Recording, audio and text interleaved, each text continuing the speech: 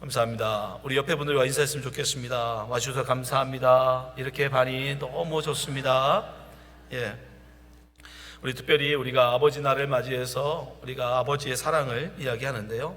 정말 우리가 잊지 말고 감사해야 될 것은 바로 하나님 아버지의 사랑인 줄 믿습니다. 우리 하나님 아버지의 사랑을 생각하면서 우리 박수로 하나님께 영광 돌렸으면 좋겠습니다. 정말 여러분이 하나님을 사랑하는 만큼 힘차게 박수를 했으면 좋겠습니다. 박수를 안 치시는 분은 하나님을 아버지로 인정 안 하시는 겁니까? 감사합니다. 감사합니다. 우리가 오늘은 아버지의 날을 맞이해서 아버지의 사랑이라는 제목으로 오늘 말씀 나누려고 합니다. 오늘 마가복음 강의 39번째 시간 우리가 하려고 하는데, 오늘 본문 말씀에 또 하나님의 은혜 가운데 또 아버지가 등장하고 아버지의 또 사랑이 드러나서 우리가 이 아버지를 통해서 한 번 더 우리가 하나님의 사랑을 확인하는 그러한 시간이 됐으면 좋겠습니다. 사실 세상에 많은 사람들은 이 부성애, 아버지의 자식 사랑보다는 모성애를 더 쳐주죠. 그죠? 여러분도 인정하시죠? 엄마가 더 사랑하지 무슨 아버지들이야 뭐. 그래서 요즘 아버지들끼리의 암호가 있어요, 여러분. 나이 먹고 자꾸 아버지를 갖다 몰래 버리고 도망가는 사람들이 있대요. 그래서 이사 갈 때는 아버지한테만 새 주소를 안 가르쳐 준다는 거예요. 그 자기들끼리 이사를 가버린다는 거예요. 그래서 아버지들이 비법을 찾았어요. 그럼 어떻게 버림받지 않을까? 다른 때는 몰라도 사람들이 자꾸 이 짐을 싸고 이사를 가거들랑 아버지들은 여러분 개를 꼭 끌어안고 계시기 바랍니다. 아버지는 버려도 개는 안 버린대요. 그래서 개를 꼭 끌어안고 있으면 데려간답니다. 참 안타까운 현실이죠. 이런 조크가 나온다는 건 여러분 시대가 어떻다는 거예요? 그만큼 아버지가 값이 없어졌다는 얘기입니다. 그만큼 시대가 아버지를 우습게 보는 그런 시대가 됐다는 것입니다. 그러나 여러분, 성경에서는 어머니의 자식 사랑보다는 아버지의 자식 사랑을 더 강조합니다. 우리가 읽는 마가복음, 지금 마가복음을 보고 있지만 여러분, 이미 마가복음에서는 회당장 야이로라고 하는 이 아버지가 그 딸을 살리기 위해서 애쓰는 모습을 이미 우리가 이야기했어요. 근데 오늘 본문 또 9장에도 또 등장합니다. 한 아버지가 아들을 살리겠다고, 귀신 들려 죽어가는 아들을 살리겠다고 동분서주하는 그 아버지의 모습이 또 등장합니다. 이처럼 끊임없이 성경은 아버지의 자식 사랑에 대해서 강조하고 있어요.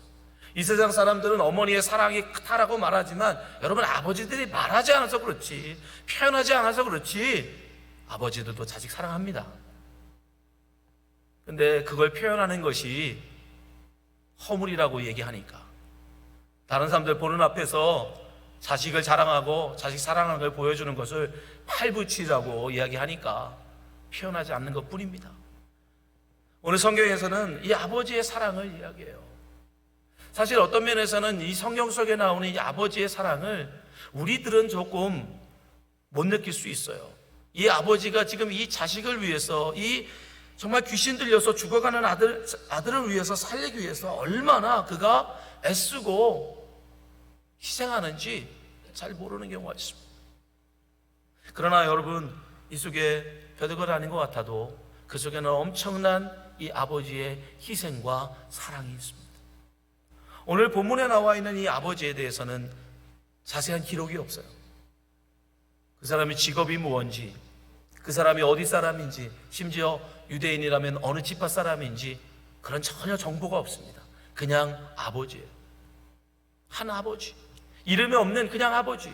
어쩌면 이스라엘에는 모든 아버지를 대표하고 이 시대에 정말 인정받지 못하고 가족에게조차 외면받고 있는 모든 아버지를 대표하고 있는지도 모르겠습니다. 그 아버지가 등장합니다. 이 아버지가 자기의 귀신 들린 아들을 예수님께 데려옵니다. 오늘 17절 말씀 한번 보십시오. 무리 중에 하나가 대답하되 선생님 랍비여, 말 못하게 귀신 들린 내 아들을 선생님께 데려왔나이다. 우리가 보기에는 이거 별거 아닌 것 같아 볼 수 있습니다. 그저 병든 아들을 예수님께 데려온 게 뭐 대수겠나 생각될 수 있습니다. 그러나 다른 설명이 없는 것으로 봐서 이 사람은 분명 유대인 남자였을 것입니다. 여러분, 당시 예수님 당시의 유대인 남자들에게서는 굉장히 중요한 것 하나가 뭐냐면 관계입니다. 관계, 펠로십. 그 사람이 누구의 친구인가? 그 사람은 누구와 어울리고 있는가? 이건 굉장히 중요한 문제였어요. 왜냐하면 그 당시 사람들은, 남자들은 특별히 친구는 나의 친구입니다. 예수님이 그런 비유를 하시죠. 누가 자다가 친구의 친구가 왔는데 그가 생선을 달라고 하면, 그가 먹을 것을 달라고 하면 거절할 사람이 있겠는가? 아무리 밤이 늦었어도 친구의 친구는 나의 친구이기 때문에 여러분 절대 거절하지 않는다는 거예요. 비록 그가 새벽에 왔을지라도, 한밤중에 왔을지라도 친구의 친구는 나의 친구이기 때문에 그들은 기꺼이 문을 열어주고 그를 환영해 준다는 것입니다. 그게 당시의 문화예요. 근데 이것을 뒤집으면 어떻게 됩니까? 친구의 원수는 나의 원수인 거예요. 친구의 원수를 내가 원수로 여기지 않는 순간 나는 그 친구와 관계가 끊어지는 거예요. 그게 그 당시 예수님 당시에 살아가던 유대인 남자들의 사회생활이에요. 그런데 당시에 예수님은 어떤 분이었습니까? 여러분, 당시 예수님은 아직 공식적으로 랍비로 인정받지 못했어요. 예루살렘에서 보내온 바리새인들이 예수님을 검증하려고 했습니다. 그때 예수님은 오히려 안식일을 어기는 것처럼 보였어요. 그래서 여전히 그들은 의욕의 눈으로 예수님을 쳐다보고 있었습니다. 저가 진짜일까? 저가 진짜 하나님의 말씀을 온전히 전하는 랍비가 맞는가? 의심하고 쳐다보고 있을 때입니다. 그러니까 아직 예수님은 온전히 선생, 랍비로 인정받지 못하던 그런 시대예요. 거기다가 예수님은 누구의 친구라고 하십니까? 세리의 친구라고 말씀하십니다. 창녀들의 친구라고 말씀하십니다. 죄인들의 친구라고 말씀하십니다. 그리고 그들과 함께 식사를 하십니다. 그러니까 여러분, 당시에 유대인 남자가 예수님에게 가서 랍비여 내 아이를 고쳐주소서라고 하는 순간 나는 누구의 친구가 되는 거예요? 예수님의 친구인 동시에 세리의 친구가 되는 것입니다. 죄인의 친구가 되는 거예요. 내가 예수님을 공식적으로 랍비로 인정하는 순간 나는 예수님이 친구로 여기는 저 세리들의 친구입니다. 나는 예수님이 친구로 여기는 저 창녀들과 친구입니다. 예수님이 친구로 여기는 저 죄인들과 나는 친구입니다 라고 하는 것을 인정하게 되는 거예요. 우리가 볼 때는 별것 아닌 것 같아도 당시를 살고 있던 유대인 남자들에게는 굉장히 큰 결단이 필요한 거예요. 어쩌면 그는 그 자기가 살고 있는 동네에서 왕따가 될 수도 있어요. 저 세리와 함께 밥을 먹는 예수와 함께한 자다. 예수를 랍비로 인정한 자다. 그런 순간 여러분, 그 사람은 그 사회에서 매장당하는 거예요. 근데 이 아버지는 그 모든 것을 감수하고 지금 예수님 앞에 나아간 것입니다. 왜요? 예수님만이 고칠 수 있다라고 하는 믿음 때문에, 예수님만이 답이다라고 하는 믿음, 그 믿음 때문에 그 모든 것들을 포기하고 그 모든 관계들을 뒤로하고 예수님 앞에 아들을 데리고 간 거예요. 두 번째, 이 아버지는 예수님께 아들을 데리고 가서 고쳐달라고 애원합니다. 그런데 여러분, 그 애원하는 한번 모습을 보십시오. 21절 22절 한번 보세요. 예수께서 그 아버지에게 물으시되 언제부터 이렇게 되었느냐 하시니 이르되 어릴 때부터니이다. 귀신이 그를 죽이려고 불과 물에 자주 던졌나이다. 그러나 무엇을 하실 수 있거든 우리를 불쌍히 여기사 도와주옵소서. 마치 배고픈 자가 음식을 구걸하듯이 지금 예수님 앞에 우리를 불쌍히 여겨 도와주소서. 우리에게 자비를 베풀어 주시옵소서. 어쩌면 굉장히 비굴한 그런 모습이에요. 여자는 사랑으로 산다고 하죠. 여러분, 남자는 뭐로 살까요? 아직도 그걸 못 깨달았으면 여러분, 부부생활이 힘듭니다. 이해는 못 하시겠지만 그냥 인식하십시오. 남자는 존심으로 삽니다. 남자는 자존심 무너지면 끝이에요. 여러분, 정말이에요.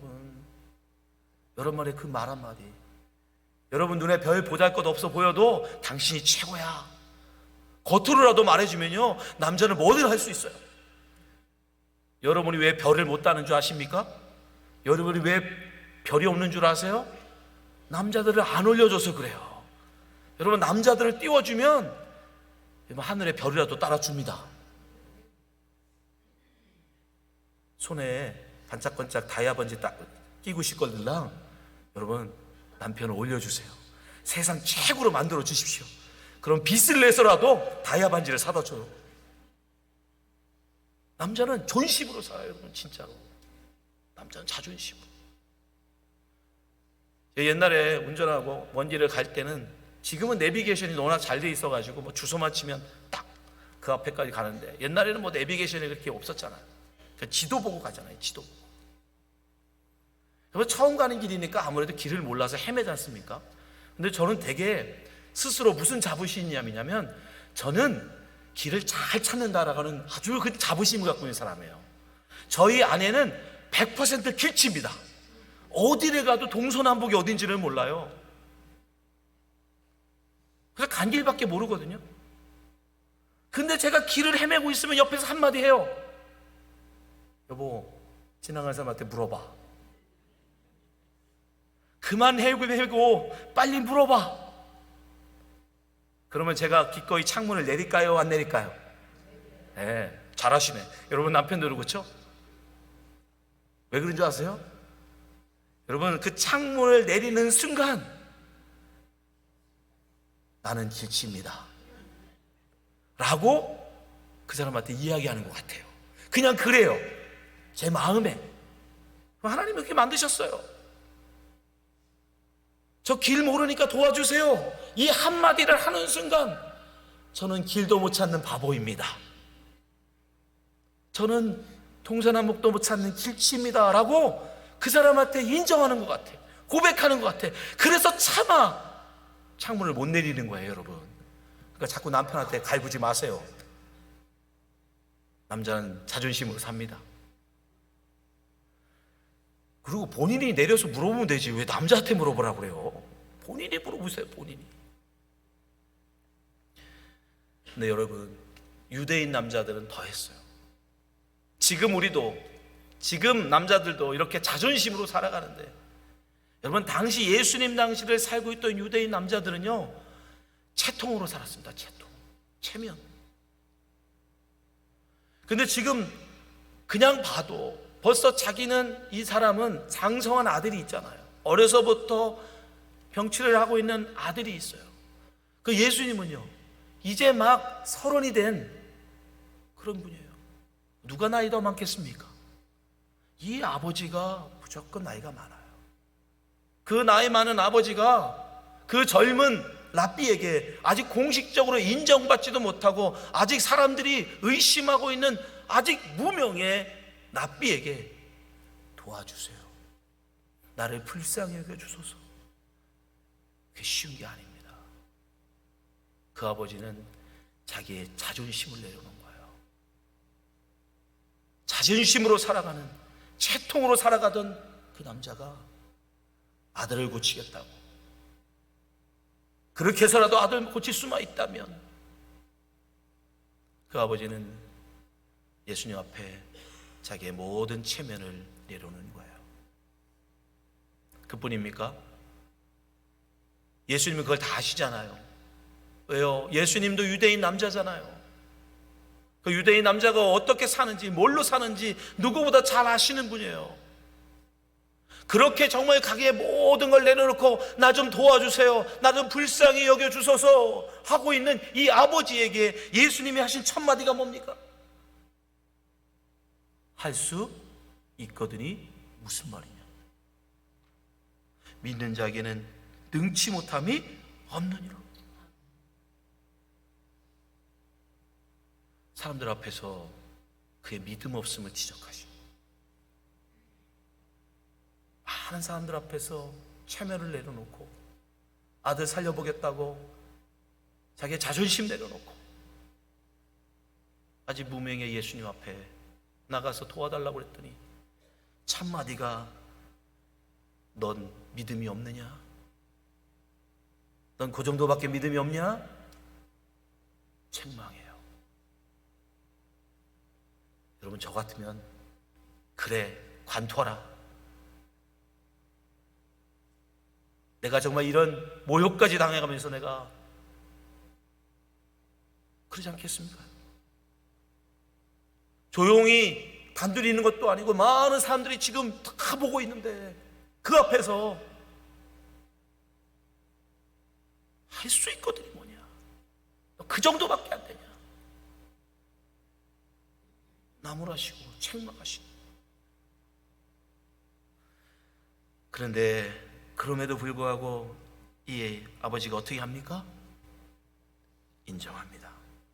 오히려 예수님 앞에 고백해요. 예, 저는 믿음이 없습니다. 저를 불쌍히 여기소서. 오히려 예수님 앞에 인정해요. 자, 24절 보세요. 곧 그 아이의 아버지가 소리질러 이르되 내가 믿나이다. 나의 믿음 없는 것을 도와주소서. 모든 걸 다 내려놓는 거예요. 아들을 살릴 수만 있다면 나를 포기하는 거예요. 이게 바로 이 아버지의 사랑이에요. 여러분, 이게 별거 아닌 것 같아도 이분은 남자로서, 그것도 유대인 남자로서 그동안 자기가 쌓아왔던 모든 체면과 자기가 쌓아왔던 모든 명성과 자기가 쌓았던 모든 자존심, 그 모든 것들을 사람들 보는 앞에서 다 비유하자면 마치 모든 사람들 보는 앞에서 자기의 모든 옷을 벌거벗는 것과 똑같은 거예요.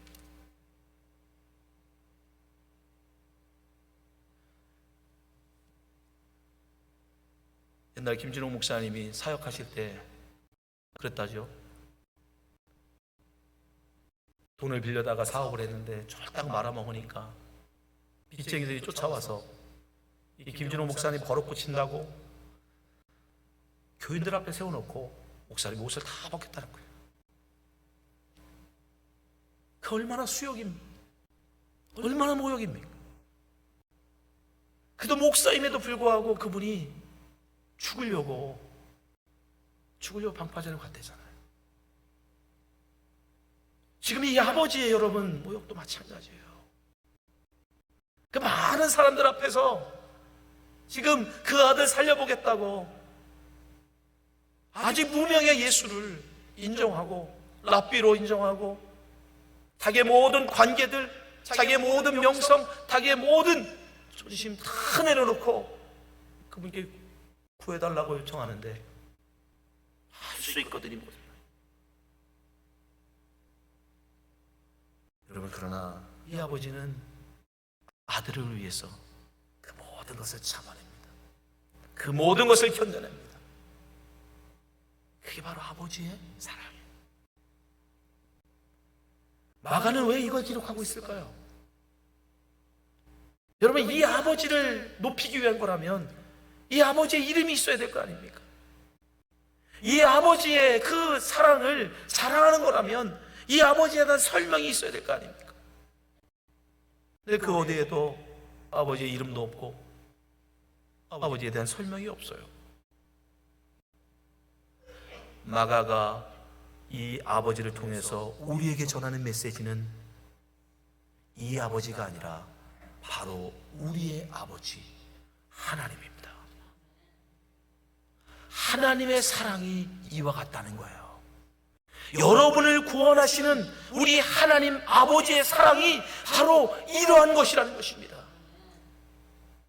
여러분, 하나님이 여러분을 하나님의 자녀로 세우시고 예수 그리스도를 믿는 자로 불러주시고 여러분을 구원하시는 그 은혜가, 여러분, 누가 값없다고 말합니까?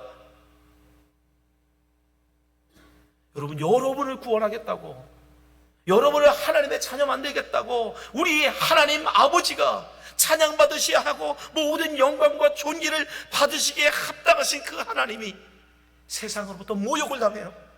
세상으로부터 수치를 당합니다. 세상으로부터 조롱을 당하고 세상으로부터 발가벗김을 당하는 고난을 당하십니다. 이유는 한 가지예요. 그 죄 많은 아들을 살리겠다고, 죽어가는 자식을 살리겠다는 그 아버지의 사랑. 여러분, 그걸 잘 보여주는 게 바로 탕자의 비유예요. 탕자의 비유. 사실 탕자의 비유는 우리에게 크게 다가오지 않아요. 그러나 여러분, 당시에 유대인 남자들은 그걸 들으면 경악을 했습니다. 세상에 그런 아버지가 어디 있어? 어느 대목에서 그런 줄 아세요? 자기 아버지 유산을 달라고 하는 것도 모자라서 그 재산을 다 팔아서 허랑방탕 나가서 다 써먹고 돈 다 떨어지니까 그제서 거지꼴로 돌아오는 그 아들을 쫓아가서 몽둥이로 쳐 죽여도 현찮을 그 아들을 살리겠다고 제일 먼저 맨발로 뛰어가서 끌어안는 아버지의 모습, 그 장면에서 그 당시 유대 남자들은 부글부글 끓었어요.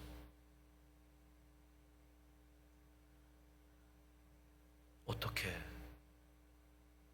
그런 쳐 죽일 놈을 위해서 채통머리 없이 뛰어가냐? 그놈이 뭐라고, 그깟 놈이 뭐라고 그동안 쌓아온 모든 명성과 채통을 다 버리고 뛰어가서 그 아들 놈을 끌어안냐? 여러분, 그 아버지가 뛰어가는 이유는 다른 게 아니에요. 동네 사람들한테 먼저 걸리면 죽습니다. 여러분, 그건 본보기로, 이런 놈은, 이렇게 불효하는 놈은 맞아 죽어도 싸다라는 걸 본보기를 위해서라도 여러분, 동네 사람들은 그 사람, 그 아들을 가만두지 않아요. 그걸 알기 때문에 아버지가 뛰어간 거예요. 채통머리 없이 뛰어간다라고. 여러분, 유대 남자들도요, 우리나라 조선시대 양반들처럼 절대 뛰지 않았습니다. 그건 굉장히 채통머리 없는 짓이에요. 특별히 아랫도리가 보일 만큼 뛰어가는 거는 정말 채통머리 없는 짓이에요. 헐레벌 때 뛰어다니는 그 모습을 상상할 수 없어요, 유대인 남자들. 근데 이 아버지가 어떻게 해요? 그 아들을 제일 먼저 가서 끌어안지 않으면 동네 사람들한테 맞아 죽을 거예요. 그럼 뛰어가서, 여러분, 옷을 입히잖아요. 그게 바로 하나님 아버지의 사랑이라는 거예요. 우리의 구원, 우리는 다릅니까? 아니, 이건 우리의 구원의 이야기예요. 다른 사람이 아니라 바로 여러분과 저를 살리겠다고 그 하나님 아버지께서 그 모욕을 당하시는, 그 수욕을 당하시는, 그 능욕을 당하시는, 우리는 그렇게 하나님의 자녀가 된 것, 그렇게 맞아 죽어도 마땅한 우리가 살았을 뿐 아니라 심지어 하나님의 자녀로 살아갈 수 있는 거예요. 바로 오늘의 이야기는 하나님의 사랑을 보여주는 거예요. 우리를 향한 그 하나님의 사랑, 그 크신 은혜. 여러분, 그 하나님의 사랑을 우리가 어떻게 할 수 있습니까? 사도 요한은 우리에게 얘기해요. 그런 크신 하나님의 사랑을 알고 싶다면 너희는 서로 사랑해라. 요한에서 47절 보니까 사랑하는 자들아 우리가 서로 사랑하자. 사랑은 하나님께 속한 것이니 사랑하는 자마다 하나님으로부터 나서 하나님을 알고, 여러분 그 하나님의 사랑, 우리를 향한 그 하나님의 사랑, 자녀를 위해서 기꺼이 당신의 가진 모든 것을 포기하시고 내려놓으시고 그 수치와 모욕을 기꺼이 당하시는 그 하나님의 크신 사랑을 여러분이 알기를 원하신다면, 경험하길 원하신다면, 여러분 우리는 하나님의 사랑을 흉내내야 합니다. 네, 흉내예요. 그저 우리는 10,000분의 1이라도 그 하나님 우리에게 베풀어 주신 사랑의 100,000분의 1이라도 흉내내보는 거예요. 하나님 우리를 사랑하신 것처럼 우리도 기꺼이 우리의 형제를 아무 이유 없이 덮어주고 용서해주고 용납해주고 믿어주고, 집 나갔다 돌아오는 탕자를 야단치지 아니하시고 자랐다 안아주시고 덮어주신 것처럼 우리 역시 여러분 우리 이웃을, 우리의 형제를 그렇게 사랑할 때 우리는 하나님의 사랑을 맛보게 돼요. 그 크신 하나님의 사랑, 우리를 향한 그 하나님의 사랑, 아무 조건 없이 우리를 기꺼이 당신의 자녀 삼아주신 그 하나님의 사랑, 우리를 받아주시기 위해서 당신의 모든 것을 내어주신 그 하나님의 사랑 경험하게 되는 것입니다. 이 자리에 있는 모든 성도님들이 이 하나님의 사랑을 경험하는 성도가 되시기 바랍니다. 이 하나님의 사랑을 여러분 경험하십시오. 다른 데 있지 않습니다.